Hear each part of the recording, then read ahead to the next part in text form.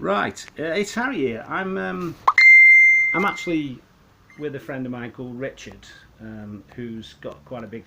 He had a translator off me there, and this is Richard. I'm going to show you some health assessment equipment.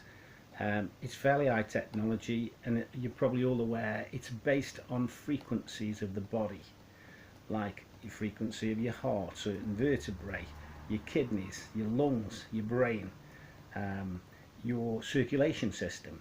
Richard's just going to explain in a few seconds what this is, and we're going to show you. He's doing a full analysis on me today. Um, Yeah. So yeah, I mean, so basically, this is a system that came out of Russia, and I got involved with this because I've got a company called Pain Genie, which is a little device from the Russian space program. But through that, I met these other people from the paraphysics department, and this is a very kind of new system. Although the technology has been around for maybe 30 years, again, a lot of it based on the work of Tesla. And what it does, they have a bioresonance. They have an energy signature of every single organ in the body. But not just an organ, they also have the signature of the DNA, the chromosomes. They have the signature of heavy metals, for example, mercury, beryllium, tin, etc. They know what the frequency of GM modified corn is, for example. They know what the frequency of viruses is. They know what the frequency of your emotions are, because everything is vibrating and has a frequency. So the beauty with these systems is that if you run them and set them up properly, and we do a lot of diagnostic work, you can run a scan on somebody in 10 to 20 to 30 minutes, get all the information, and fairly, from what I've seen, about 95% accurate. So we think about MRIs and invasive X-rays, which are probably only sort of 40 to 80% accurate.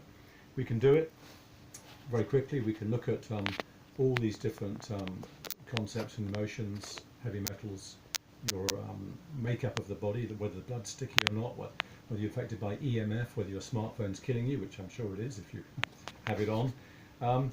And from that, then we can also send corrective pulses out. So we can send the correct pulse out, and seeing how quickly your body responds gives us an idea of how chronic you are, for example.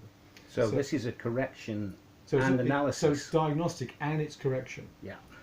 We can also test things. So, for example, we can test your supplements. We can put things on a plate and see whether, in fact, that's affecting your heart, your lungs. We can then put a new substance in, get the frequency of it, and play it back to the body to see if it's good for you or bad for you, for example. So these technologies really are remarkable stuff. When it came out, they were about 35, 40,000 pounds, and we're now actually having some of them made, or beginning to have them made, in laboratories in China, and they are high tech. I mean, people had the idea that things made in China were low tech and rubbish, and well, I tell you what, some of the stuff now in China is high tech and better made than it is in the West. Yeah. So great stuff. We train people on how to use it, but we obviously do analysis on people. We also have equipment that can do things remotely. So you don't have to are be you there. saying that you'd be prepared to visit people in the home, and when you're local to them, you could give them an analysis and a treatment as well? Yes, I mean, Same time. I do that. I mean, we do visit people and we go through the whole house, and if they've got Parkinson's or cancer or whatever. And remember, we're not medical doctors, so we don't give any medical advice, but we make suggestions based on the latest research and 30 years experience. And we also have a network of people around the world we talk to all the time. So a couple of hundred people, from the Russian space program to naturopaths to massage therapists to medical doctors who actually are doing the right thing now and understand what's going on. But we find a lot of the stuff really, with people, one of the things we do is the Pain Genie, and you just treat yourself with the Pain Genie, people tend to get well, although we can only claim pain relief. It's crazy. It's a bit like saying that the police cause every accident, yeah? Because every time there's an accident, the police are always there. I mean, this is, I mean, it's what we can't say really that counts, but I understand this is going on your private health page. So I think we can probably say an awful lot more if it's a private page. Yeah, and one-to-ones, you can get down to the nitty-gritty. Yeah, so this is private, and talking as a suggestion, we would suggest that, just talking to Harry earlier on, 2 years ago they did a study of oncologist cancer doctors in the States, and one of the questions I asked them was, if you or your family had cancer, would you give chemotherapy and radiation? And guess what, 75% of them said? No, they wouldn't do it. So in my mind, these are criminals, they should go to jail, because they're giving you highly toxic stuff that is basically going to kill you. Their own figures show that actually the 5-year survival rates for chemotherapy and radiation is 2.5%. which means 97.5% of people it's wiping out. So I think this is in the public domain. You can go and find this stuff. You know, I'm just a messenger here. So if there were salesmen on commission, they wouldn't do anything. No, I mean, but this stuff is amazing, and we're just running this scan on Harry, which we're going to show you things coming up in a minute. It's based on numbers, but then we can go into each organ, we can go and look at each thing, and we can look at, for example, the heart valve. With the problem with the heart valve, we can see what substance is causing the problem. Is it EMF exposure? Is it your GM modified food? Is it the high fructose corn syrup you're having without realizing it? Is it tomatoes? Yeah. You know, what is it? Is it elastane in your clothing? Is it the fire retardants in your living room? You know, these are things that, when they build up, cause huge problems, and people don't realise it. And doctors know two things about this. I mean, nothing in fuck all. I'm sorry, can I say that on the? Yeah. Yeah. I mean, they really know two things about what they're doing. They know everything about disease, but nothing about health. And it would be fair to say that you wouldn't get this technology on the National Health. Oh man, I mean, no way. I mean, the thing is, even if they're aware of it, they're not going to use it, because this technology, I mean... Well, they don't like using things that work, and that don't make any money. Yeah. Well, for example, Harry, we went into a hospital 18 years ago now with the Pain Genie, yeah?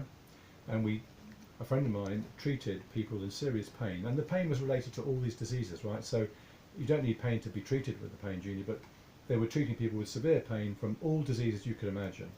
And there was arranged a 2-month trial, which was paid for by the ward or by a fund set up by a drug company, because they thought this stuff was like a TENS machine and probably wouldn't work.